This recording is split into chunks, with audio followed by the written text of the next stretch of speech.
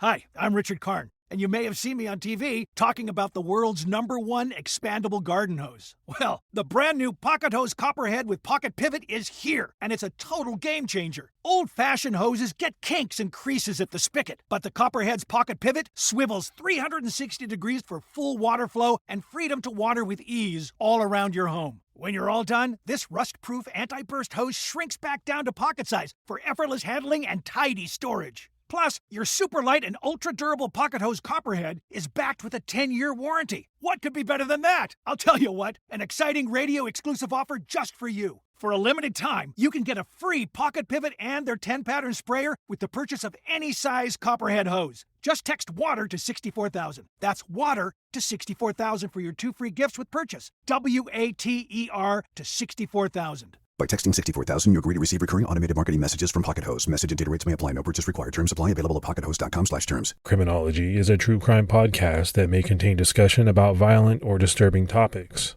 Listener discretion is advised.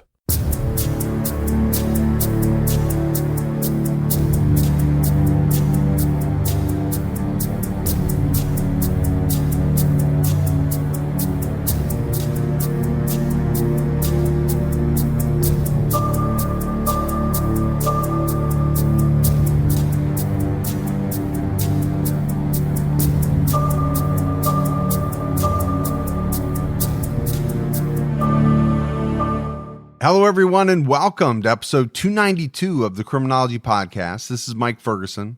And this is Mike Morford. Morf, how you doing, man? I'm doing good. Just celebrated my 27th wedding anniversary yesterday with my wife, and had a little bit of fun with her, spending time with her and the kids, and back to work today. What's new with you?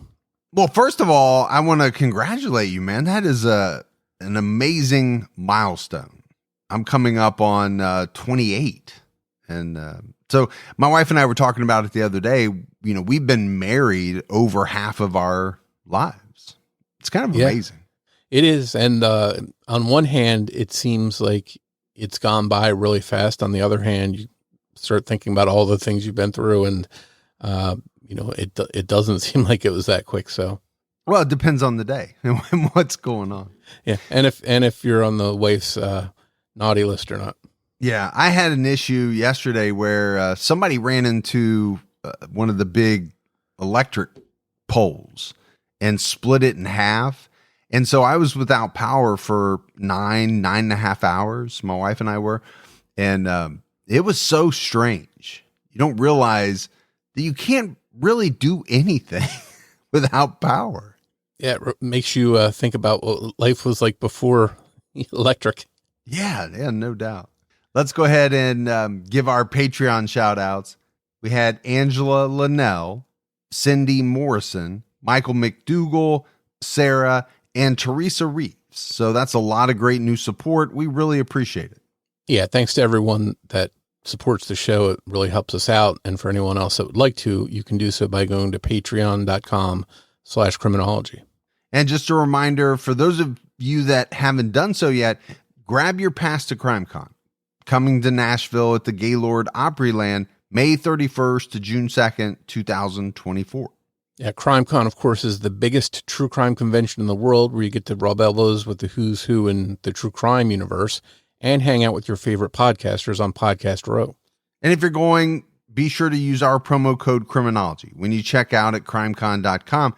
That's going to save you 10% on your standard badges. And be sure to stay tuned, because we'll be letting everyone know where our annual Criminology/TCAT meetup is. And before we get started with this week's episode, just a quick heads up about a correction regarding a detail from a couple episodes back in the case of Amy Mihalovic. In that episode, we mentioned a suspect in the case being Dean Runkle, and that he was the subject of a 2019 tip from his ex-girlfriend. We just want to correct that and say that while he was the subject of tips, he was not the subject of the 2019 tip. That person is a second unnamed suspect. And once again, Runkle's never been charged in Amy's case and is presumed innocent until proven guilty in a court of law. All right, so now that we have all of that out of the way, let's jump into this week's case. And this is one that a lot of our listeners are probably familiar with because it was in the news quite a bit. We're talking about the murder of Travis Alexander at the hands of his ex-girlfriend, Jodi Arias. The murder case of Travis Alexander began with a concerning voicemail left by his friend Chris Hughes. According to ABC News, Chris's voicemail said, "T-Dog, you better be dead, bro. Why aren't you calling me back?" At the time, Chris was obviously joking, having no idea that those words would come back to haunt him.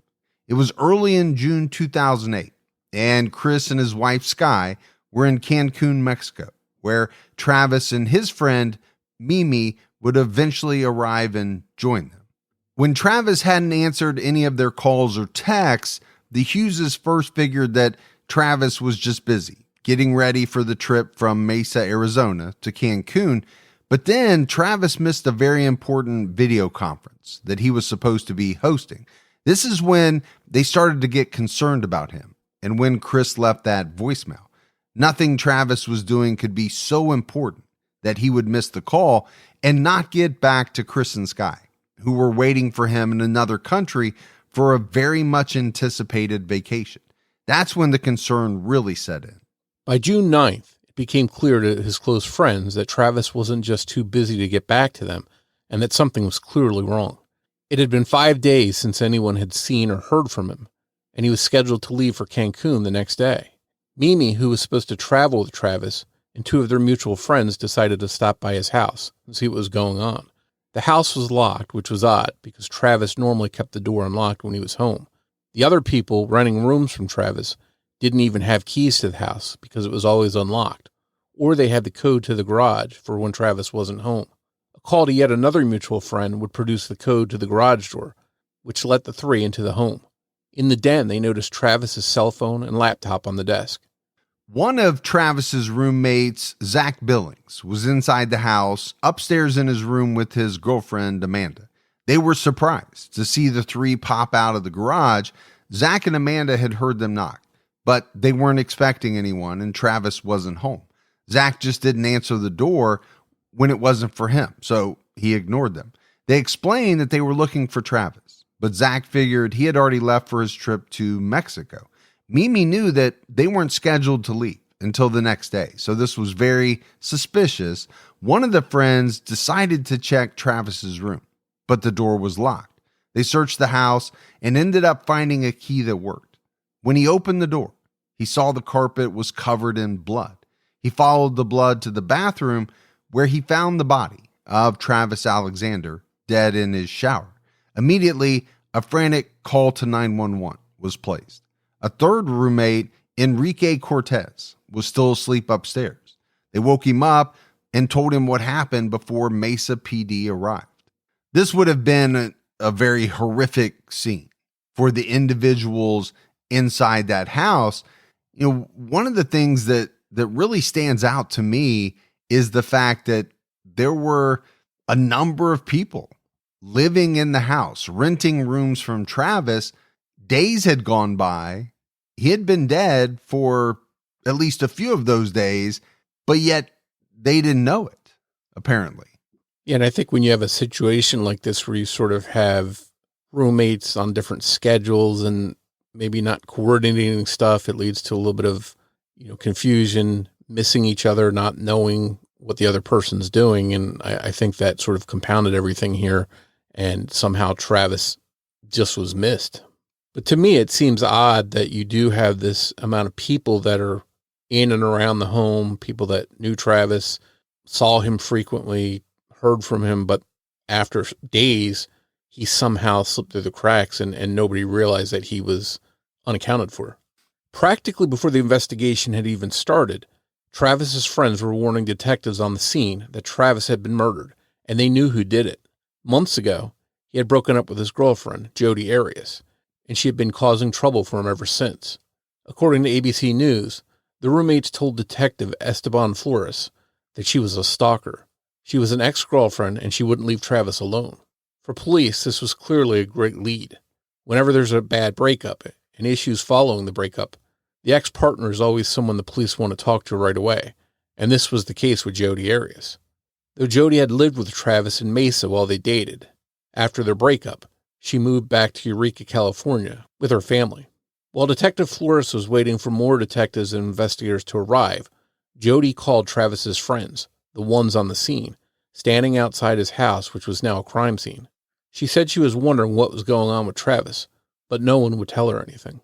Jodi and Travis met in September 2006 at a business convention for Prepaid Legal Services, Inc. in Las Vegas. Sparks flew from the moment they saw each other. Sky Hughes would later tell Yahoo News, during the dinner, they just talked the whole time. She seemed to like him as much as he liked her. They ended up talking until 4 a.m. Sky added, the next morning, he tells me that he's found his wife, and this is the girl that he wants to marry. Initially, his friends were excited for him. Chris Hughes told ABC News it was cute, you know? I was like, okay. Good for you, Travis. It was cute to watch. Toward the end of November, just 1 month into their relationship, Jodi converted to Mormonism for Travis, as he was a member of the Church of Latter-day Saints, something that was very important to him. It was actually Travis who baptized Jodi. Jodi Arias herself would later tell ABC News, it was emotional, it was spiritual, it was powerful. It's a feeling that like everything just comes right into alignment and nothing can go wrong. Travis and Jodi were both taking things very quickly. In an email to Chris Hughes, Travis gushed about Jodi, writing, I went from intrigued by her to interested in her, to caring about her deeply, to realizing how lucky I would be to have her as part of my life forever. She's amazing. It's not hard to see that whoever scores Jodi, whether it be me or someone else, is going to win the wife lotto. While he was excited about their relationship and head over heels for Jodi in the beginning, Travis started to have doubts. In his mind, they were sinning by having premarital sex, something that's forbidden by the Mormon faith, and it was like neither of them could control themselves around each other. Travis's friend Dave Hall told ABC News he was always incredibly strong in the church, but after meeting Jodi, some of the conversations were about the challenge of morality because this girl is in his life. So I think it's very clear, from the quotes from Travis directly and the quotes from some of his friends that the two fell in love with each other pretty quickly. I think you used the term Morf, head over heels. That seems exactly like what it was. And sometimes in new relationships, people click and things just start moving really fast, but oftentimes that's a bad thing because people don't really know each other, and then they start to realize things about each other or find things out that might be a challenge for their relationship. Well, I think that's pretty common. In that beginning period of a relationship, nothing can go wrong, right? In your mind, everything is great. This person is great. And I think what we do is tend to overlook certain things, maybe brush them off. They're not as big a deal because, of the bliss or the euphoria that people are feeling. And even in this relationship, it seems to have been that way. But then, Travis starts to notice some things or wrestle with some things that maybe he doesn't like about Jodi. And it wasn't long before friends began to warn Travis that Jodi was bad news. Jodi became very jealous and possessive of Travis and would even eavesdrop on his conversations with his friends. Sky recounted to ABC News, I started seeing things that were just disturbing.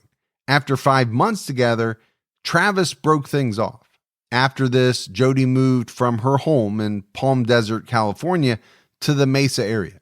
Though they weren't together anymore, it was clear that she moved there to be closer to Travis. She would show up at his house unannounced, even going so far as to use the garage code to get inside without him knowing. Shanna Hogan, an author and journalist who covered this case, told ABC News, sometimes Travis would be angry, and other times he would jump into bed right with her and they would have sex. Apparently, some of Travis's friends had an inkling that Jodi may be dangerous. As Sky explained to ABC News, from very early on, she was completely obsessed with him, adding, I said, Travis, I'm afraid we're going to find you chopped up in her freezer. Now here they were, standing outside of Travis's home, which was now a crime scene, with his bloody body inside, which is why their suspicions immediately turned to Jodi Arias. As Detective Flores and the other investigators entered the front door of the home, they were hit with a smell of decomposition. Apparently, Travis had been dead for days in his room, yet somehow his roommates didn't realize something was wrong, which is odd, because if you've ever smelled decomposing remains, it's an unmistakable and strong, overpowering smell. And I think this goes right back to our earlier conversation, right? You have these roommates, you had people in and out of that house during the time that Travis was dead inside his room. And this thought of what Morf would have been just a horrible smell permeating throughout the house. How does that not cause the alarm bells to go off? Yeah, to me, it seems like something they would have noticed, but again, not knowing the exact layout of the house and how close they were to Travis's room, maybe there's an explanation for why they didn't notice it. But then again, the police noticed it as soon as they came through the door. So I have a hard time reconciling all of that. And it's not just us. I mean, this is something that many people have pointed out online. I mean, obviously, we're not pointing fingers at these roommates or anything like that. It's just a strange detail of the case. As to the crime scene, Detective Flores told ABC News, the first thing I thought was there was a major struggle in here, that it was deeply personal. Somebody knew him. Somebody wanted to make sure that he was dead. The crime scene was gruesome. Travis had been killed days earlier, and decomposition had begun by the time he was discovered. Officers found a spent shell casing in a pool of dried blood on the floor. It was still clear, despite the state of his body, that he had been stabbed almost 30 times, shot in the head once with what turned out to be a .25 caliber bullet, and had his throat slit nearly ear to ear. Being shot in the head was not immediately fatal. His cause of death was officially determined to be sharp force trauma to the neck and torso. The slit throat and certain punctures to his chest were both fatal on their own. This was a brutal murder and a case of overkill. Clearly, something that seemed like a crime of passion and very personal. Investigators noticed that the bedding had been stripped from Travis's mattress. A later search of the entire house would reveal that his bedding was in the dryer. A red stain on the front of the washer was swabbed, and it tested positive for blood. Inside the washer, there was a digital camera with a memory card inside. The camera's bag was in Travis's room, lying on the floor, open. And I get why police would think this was personal, right? You have the overkill that normally, not always, but normally tends to be a sign of someone who knew the victim, making it very personal. One of the big things here, though, for me is really what type of murderer kills someone in such a gruesome fashion as the one that we just laid out, and then takes the time to strip bedding and wash it. That just doesn't make any sense. And then obviously the digital camera and the memory card and all of that inside the washer is extremely strange. Yeah, the only thing I can think of is that maybe they wanted to try and wash evidence off of, their DNA off of the bedding or something along those lines, any trace of them that might be found, and possibly thinking that by throwing the camera in there, if there's anything in there, it might get destroyed by the washing cycle. So that's the only thing I could think of for them putting all that stuff in the washer. But that in and of itself, to me, even strengthens the argument that this was a murder committed by someone who knew Travis, was most likely in his bed. That's personal. And most likely was the subject of photographs that would have been on that camera. On June 10th, Jodi called detectives asking for information. Detective Flores, who was still at the scene, spoke to her and recorded their call. She gave a lot of information. According to Jodi, she and Travis had dated for 5 months but had broken up the previous June. She moved out of Travis's home in April and said she hadn't been back to the state of Arizona since. She claimed she was, and had been, up in Eureka near the Oregon border, except for one recent trip to Utah. She told police that she and Travis had spoken on June 4th, but he hadn't responded to an email she sent to him on the 7th. Chris Hughes, who was in Cancun, hadn't heard from Travis since noon on June 4th. Looking at his phone, this was the last anyone heard from Travis. Enrique, one of Travis's roommates, recounted to police that everything seemed normal on Wednesday the 4th. He had seen Travis that morning, and Travis mentioned he had a conference call that evening. When he got home later that day, Travis was on the phone, and Enrique assumed it was the conference call he had mentioned. The next day, Thursday, June 5th, Enrique got home from work around 6 p.m., but the door to the house was locked, and he had to go through the garage, which was not normal. Inside the house, all of the furniture in the living room had been moved, and a new floor cleaner had been left out. This was also odd, but Enrique figured Travis was preparing to clean the floor or had just finished.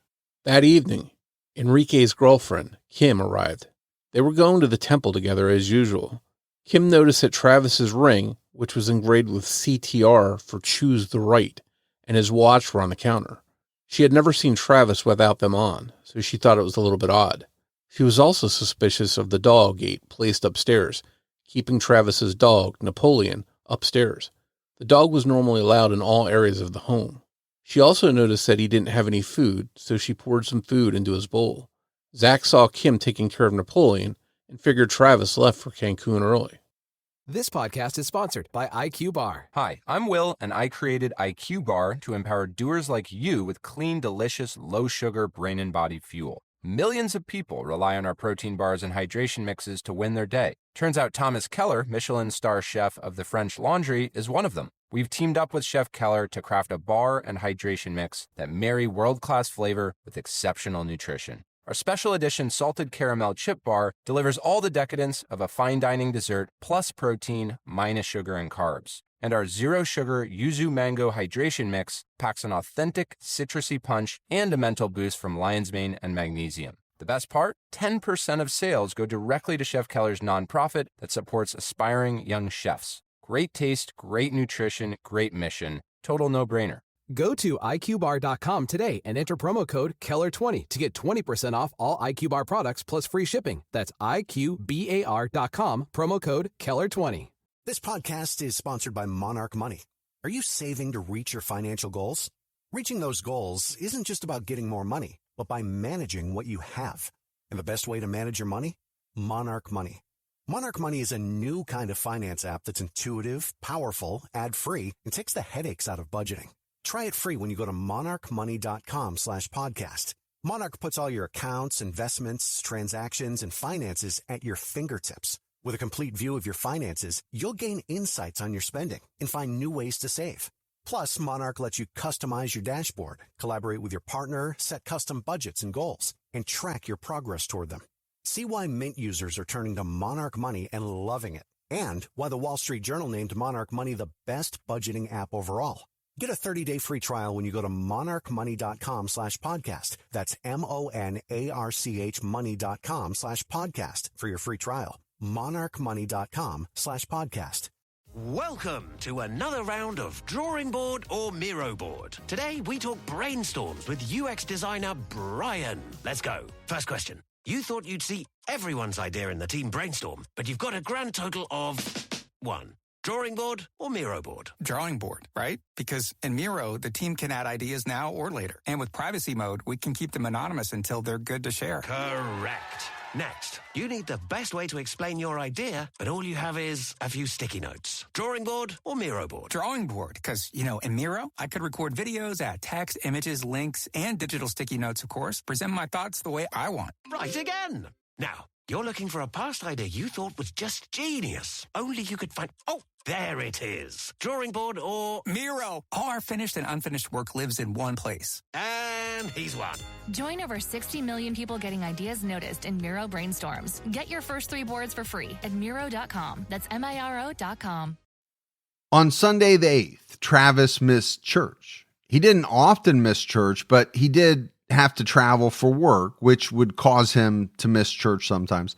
Those who knew him figured he was out of town on a business trip. On June 16th, Detective Flores got a call from a woman named Clancy Talbot.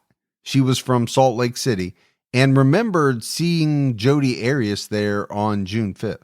Their mutual friend, Ryan Burns, mentioned that although Jodi had left her home in California on Tuesday the 3rd, she didn't show up in Salt Lake City until Thursday the 5th. It's only about a 12-hour drive. Clancy Talbot found this suspicious, and Detective Flores concurred with her. Ryan had also shared that he couldn't get a hold of Jodi for 20 hours during her trip. Jodi claimed that she got lost and decided to pull over and sleep, so her phone was off. But Clancy Talbot also noticed that while Jodi normally had platinum blonde hair, it was now dark brown. The sudden change of appearance was a red flag, but that missing chunk of time during her trip that directly lined up with the time that Travis could have been killed really seemed suspicious. Also on the 16th, Detective Flores interviewed Travis's ex-girlfriend Lisa. She had dated Travis after he and Jodi broke up, but their relationship had ended long before he was murdered. She too suspected Jodi. Lisa even recalled an incident from November or December 2007 when she and Travis were dating. He had been at her house late at night when there was a knock at the door. No one was there when they answered, and when they investigated, they realized that someone had slashed both of their tires. The next night, Travis was at her house again when there was another knock. Just like the night before, no one was there.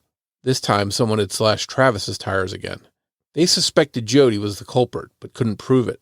The next morning, Lisa received an email from a John Doe calling her a whore and basically warning her to stay away from Travis. She had always thought that it was Jodi who sent it, but again had no proof. She also remembers a time that Travis took a call from Jodi while they were hanging out together. She told ABC News, "It was almost as if she knew we were together at the time." So I'm just going to come out and say it, Morf. I'm getting a real Fatal Attraction vibe here. You know, the word obsessed was used earlier in describing Jodi Arias. Normally, that's not a good thing to be, so obsessed with a person, especially when that relationship ends and the obsession doesn't stop. And now you have, these incidents where people's tires are being slashed. Travis's tires were slashed twice on back-to-back days. Now, there's no way they could have known for sure that it was Jodi. And then you add in this email that Lisa received, calling her a whore. I mean, this is some very strange stuff. I mean, my thought is, if you're Lisa, you're a little scared about what's going on. Yeah, and it had to be frustrating to suspect that it was Jodi, but not have any way to prove it. But, all through this case so far, we've been talking about Travis and Lisa suspecting Jodi did this, and his friends we mentioned earlier thought right away that Jodi was the one that had murdered him. So at every turn here, Jodi's name keeps coming up as someone that was likely to blame for all of this stuff that happened to Travis. And one of the thoughts that I had was, this is a little bit different from many of the cases that we do. Someone is murdered. There's not always like one person that everybody kind of throws out there as the person who they believe could have done it. But that seems like exactly what happened in this case. It was almost as if everyone who knew Travis, Jodi, they were saying this probably was Jodi. And I think the overwhelming input from all of these people that knew Travis thinking it was Jodi, and along with the fact that Jodi and Travis had broken up recently, I think that probably in the minds of detectives definitely sent Jodi to the top of the suspect list.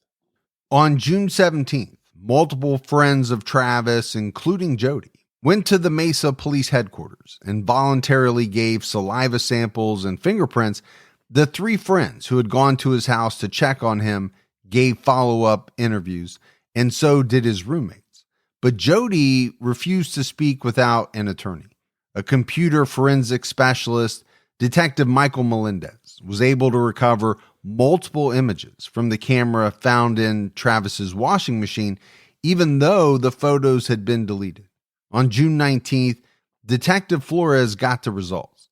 The first photo, timestamped June 4th at 5:22 p.m., was of Travis in the shower.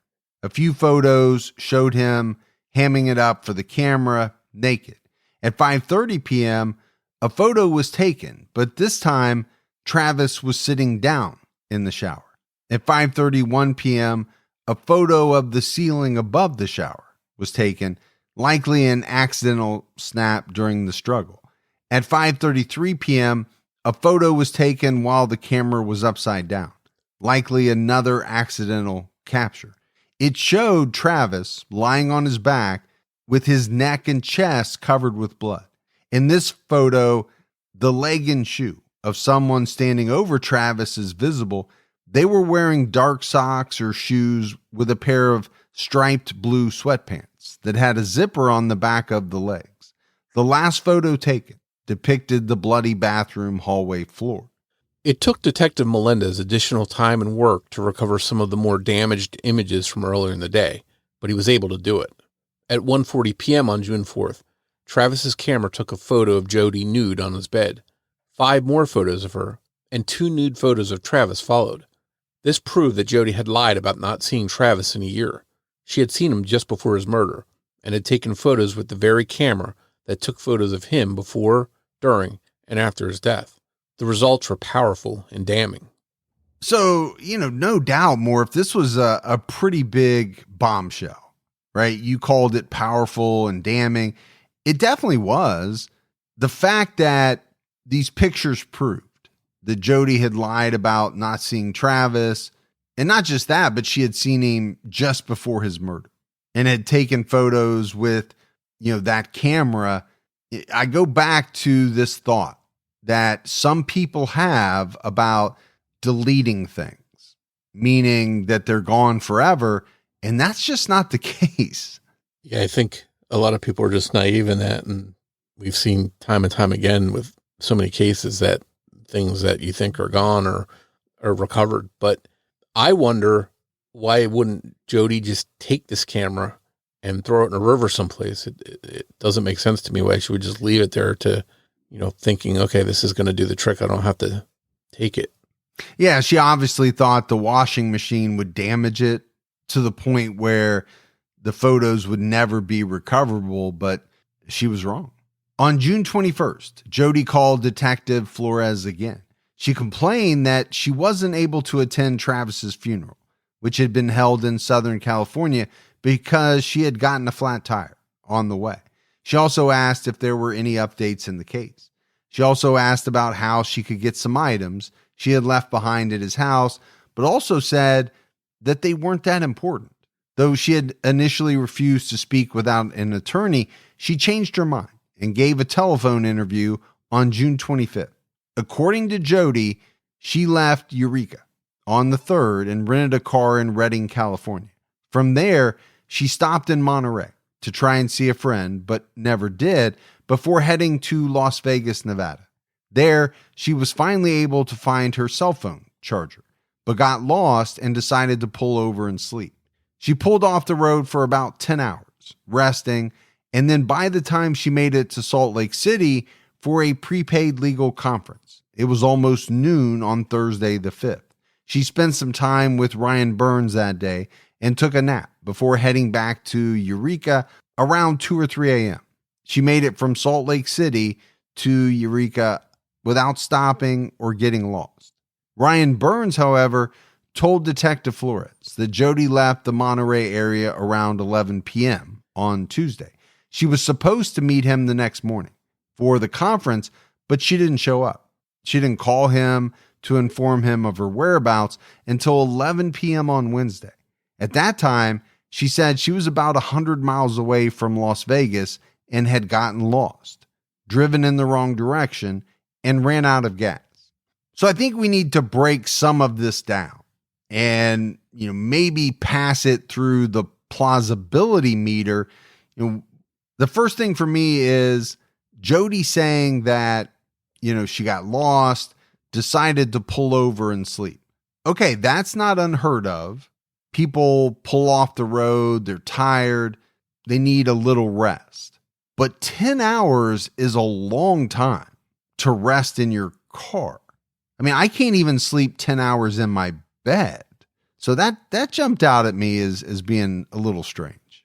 And I think one of the things is when you start spinning lies to cover your tracks, some of them are going to not be real feasible or real believable. And I think it was pretty clear to investigators that this story sounded like some BS on Jodi Arias' part.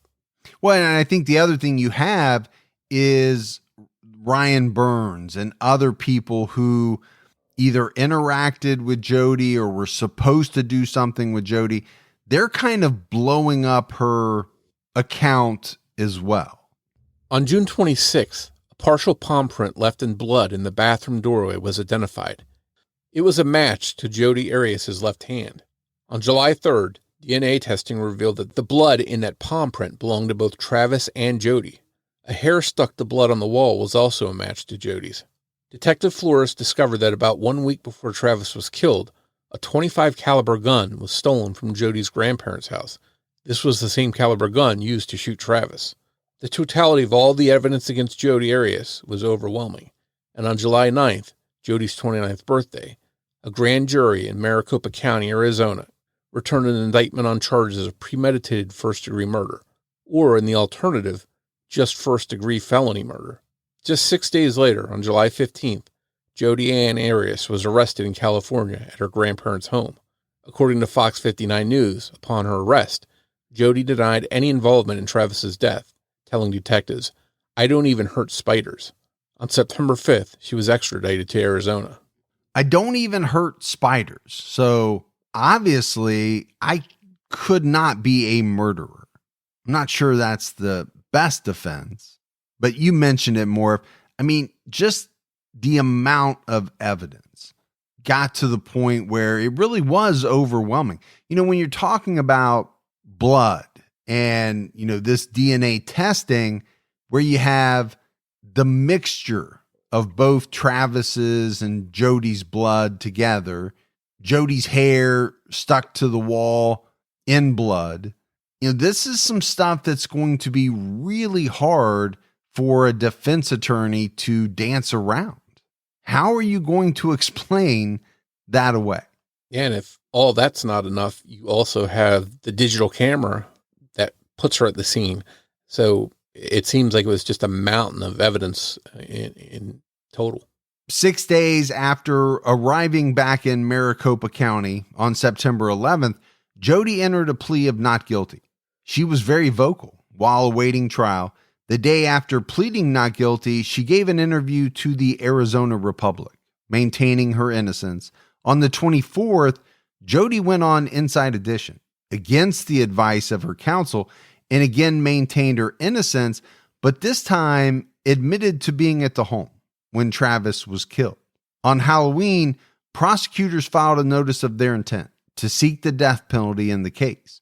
On June 23, 2009, Jodi went on 48 Hours, also against the advice of her counsel, and claimed that while the two were taking photos of each other with his camera, there was a home invasion, and one of those intruders killed Travis. She couldn't give a description because they were wearing masks, and she claimed that the reason she didn't come clean about this earlier was due to their threats to her and her family if she ever talked about the attack. No one believed this new version of events, and it really seemed, extremely far-fetched, and that's why her attorneys advised her not to do it. So, Morf, you and I have talked about this before.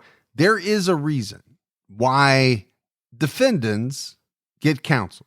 And a lot of times, defense attorneys will advise their clients, do this, don't do this. And it just shocks me how often defendants, especially in some of these high profile cases, go against the advice of their counsel. I'm just wondering what Jodi thought was going to be the benefit of, going on Inside Edition, going on 48 Hours. Did she think that she was going to win over the public by doing these interviews? And then there's the whole issue of all of a sudden coming up with this home invasion story, putting it out there so far down the road. It just seems like a horrible strategy. And I think that's what happens in these cases with people that commit these crimes. They lie about it. And then when evidence proves that they're lying, they have to spin that lie into another lie. So now Jodi knew that she's on camera at the scene of the attack.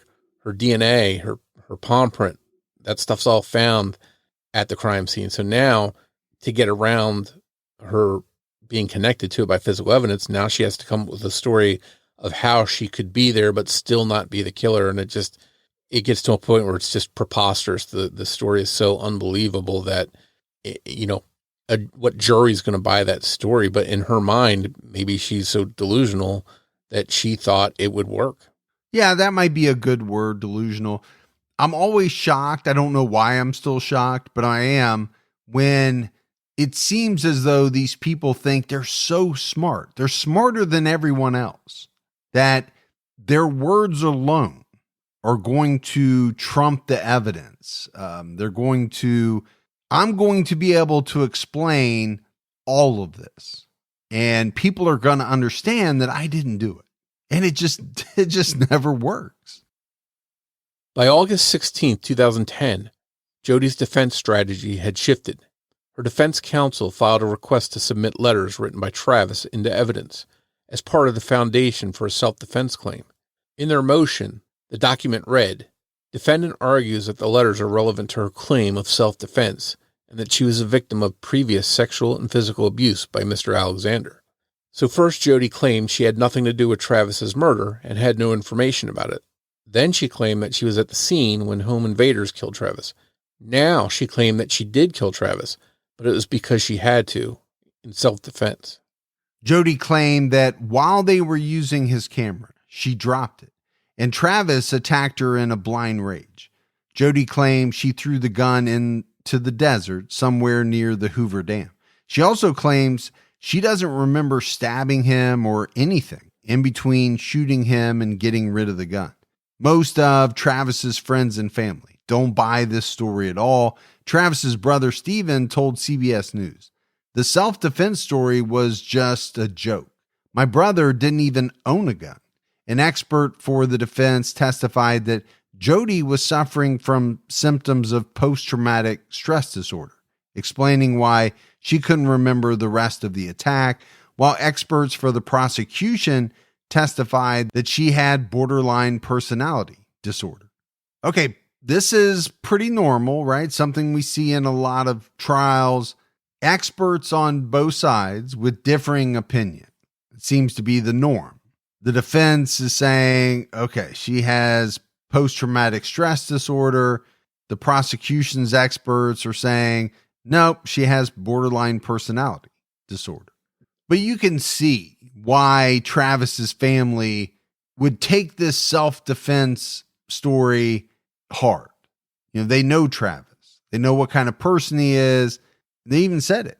The guy didn't even own a gun. So if it is self-defense in the heat of the moment, then you have to ask the question, why did she have the gun in the first place? Yeah, and it just so happens to be the same kind of gun that was stolen from her grandparents. And I think we see this time and time again in trials. The defense tries to shift blame to the victim and make it look like the defendant is justified in doing what they did to them. Well, and let's be fair, there are cases where, people are forced to defend themselves. And those cases are serious and they have to be taken as such. This one just seems so far-fetched to believe that it was self-defense.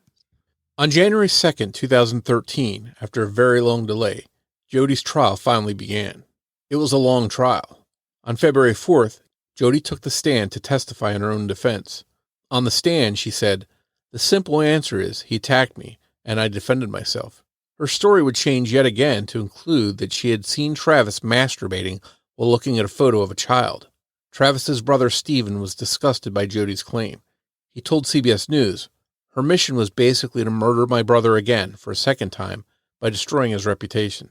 Sexually charged phone calls between Travis and Jodi were played, and photos of both of them naked were shown in court. Jodi remained on the stand until March 13th. The prosecution put forth their theory that Travis's murder was heavily premeditated. Jodi rented a car, and once she got to Mesa, Arizona, she removed the license plates so it would be harder to identify. Before leaving California, she dyed her blonde hair brown so that she would also be harder to recognize. In May 2008, she borrowed 2 5-gallon gas cans and purchased the third in preparation of her 1,027-mile one-way journey. She clearly did not want to be seen purchasing a large amount of gas at one time or have to stop anywhere in Arizona where she could be caught on camera, like a gas station. 15 extra gallons would ensure that she could make it to and from Arizona unnoticed. Prosecutor Juan Martinez laid out what Jodi did, saying she went to great lengths to make sure that no one could tell she was there. And by and large, she was successful, except for that one mistake. Referring to the gas cans, she probably would have gotten away with it. And we've talked about the evidence at the murder scene itself. That was damning and it mounted up very quickly. But here you have this evidence of premeditation, removing license plates, getting a bunch of gas cans to make sure that, you can make this drive without ever having to stop at a gas station, changing your hair color. I mean, these are things that just scream out premeditation. And they fly so much in the face of the self-defense theory. Yeah, and I think that's the thing that's hard to get around when you come up with all these lies and these BS stories of what really happened. The evidence that's recovered later on seems to tell a different story, seems to tell the truth and, cast doubt on everything you're saying. On May 8th, 2013, after 15 hours and 5 minutes of deliberation, the jury found Jodi Arias guilty. On May 15th, the jury found that she was eligible for the death penalty. Years later, Jodi would tell Fox 59 News, "I said years ago that I'd rather get death than life, and that is still true today," adding, "I believe death is the ultimate freedom, so I'd rather just have my freedom as soon as I can get it." At a sentencing trial, 2 juries could not agree on whether or not Jodi should be sentenced to death. Eventually, Maricopa County Superior Court Judge Sherry Stevens had no choice but to declare a mistrial. She then sentenced Jodi to life in prison without the possibility of parole on April 13, 2015. The final sentencing jury had just one person unwilling to send Jodi to her death. The other jurors were angry and outspoken about their deliberations. One juror told USA Today, "The 11 of us strived for justice, but to no avail. We absolutely feel the penalty should have been death. It turned into a pride thing, standing her ground," a second juror explained. A third juror said, "The one holdout had her mind made up from the beginning." And another juror even cried as they expressed how upsetting it was for months of trial to end with no verdict. The lone holdout, known as Juror 17, eventually spoke out, too, telling the Washington Post, "I feel like I'm being judged. I didn't ask for this. I just showed up for jury duty." Maricopa County Attorney Bill Montgomery had to release a statement after Juror 17's name, address, and even photos of her home appeared online. Montgomery wrote, "Anger and frustration at suspected actions inconsistent with our jury system does not provide justification for death threats or disgusting characterizations of what should happen to someone's person." In early 2020, Maricopa County Prosecutor Juan Martinez was disbarred. He was accused by the State Bar of Arizona of leaking information, like Juror 17's name, to Jennifer Wood, a blogger he was having an affair with during the trial, and of lying to investigators about it. Before being disbarred, he was dismissed from the Maricopa County Attorney's Office after allegations of sexual harassment going back several years and being accused of retaliating against those who filed reports against him. Phoenix, Arizona ethics attorney Karen Clark, who had filed multiple complaints regarding Martinez during Jodi's trial, told Arizona Central, prosecutors are held to the highest ethical standards, and for far too long, Martinez abused his position of trust and also abused women along the way. And I agree with that. You know, prosecutors have to be held to the highest ethical standards. And it does sound like this guy was doing a bunch of shady stuff. But what I really want to talk about is this woman known as Juror 17. You know, she said it. I just showed up for jury duty. And so many of us do. Now, very few of us end up on a high profile trial like that of Jodi Arias, but I just wonder if the treatment of someone like Juror 17 gets into the minds of some jurors. Maybe they're a holdout. Maybe they don't believe someone is either innocent or guilty when the rest of the jury is going the other way.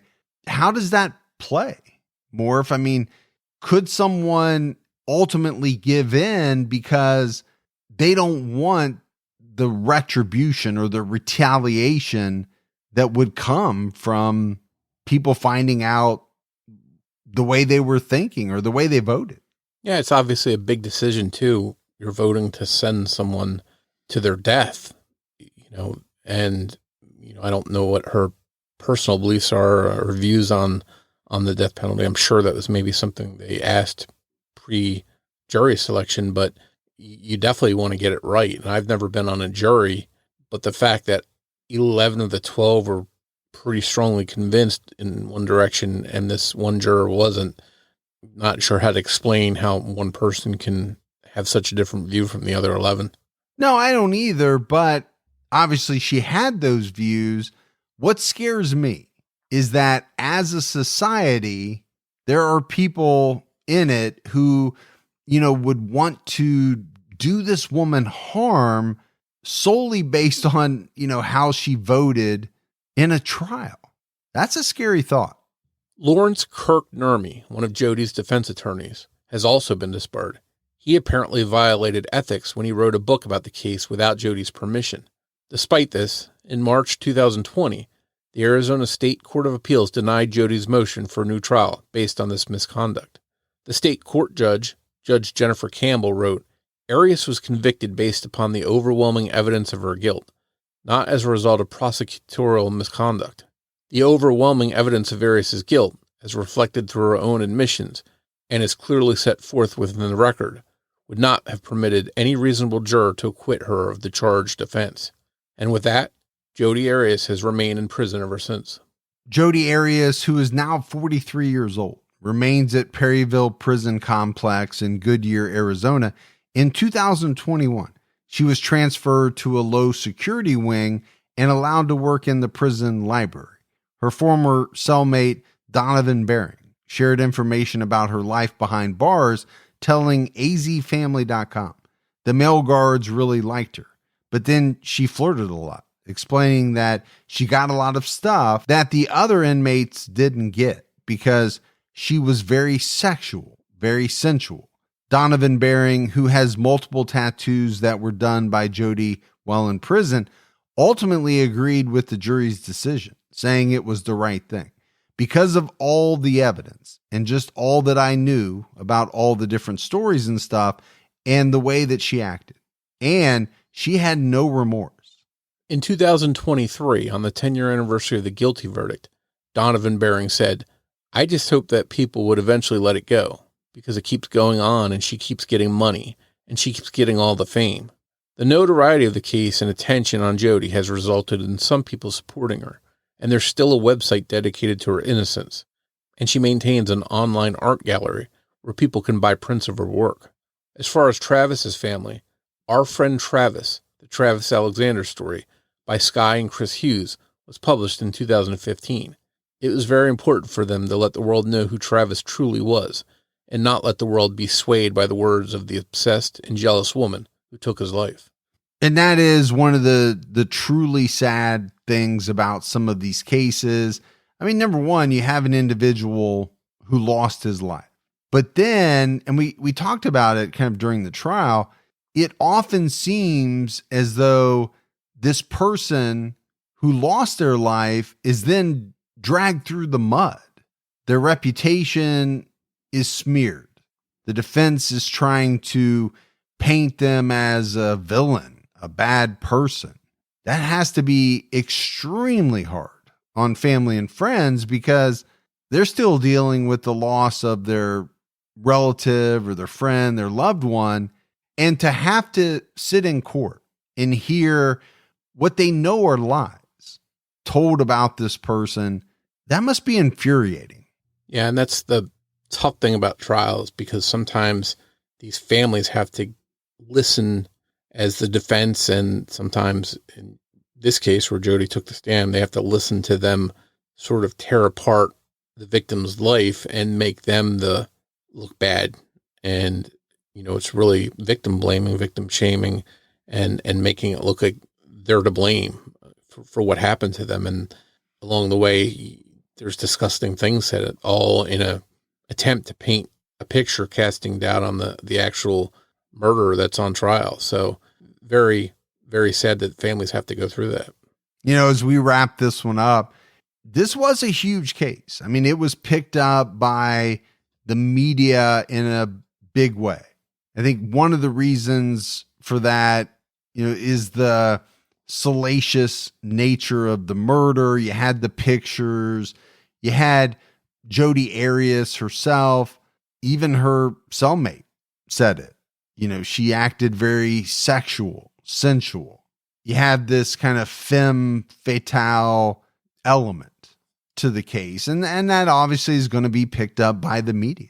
And the one thing I'm left asking is, how exactly did this happen? Why did she decide she was going to do this? We talked about it being premeditated, but at the same time, based on those photos on the camera, it seems as if Travis in those photos was a willing participant at first, and we said he was hamming it up for the camera.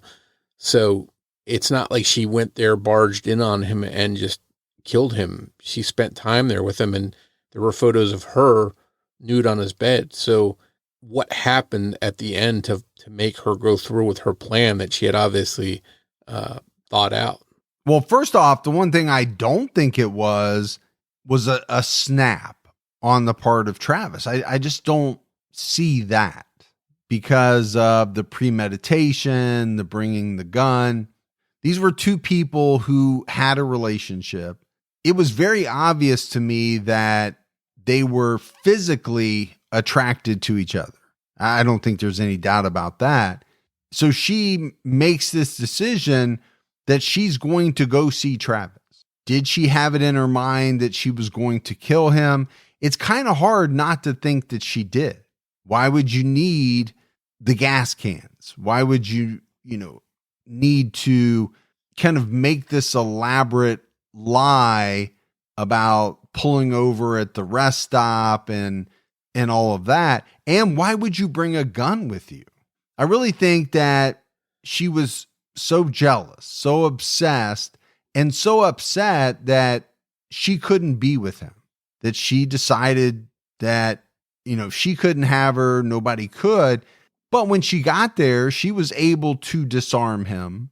They had, a time together. I'll say it that way. And then eventually she picked her moment.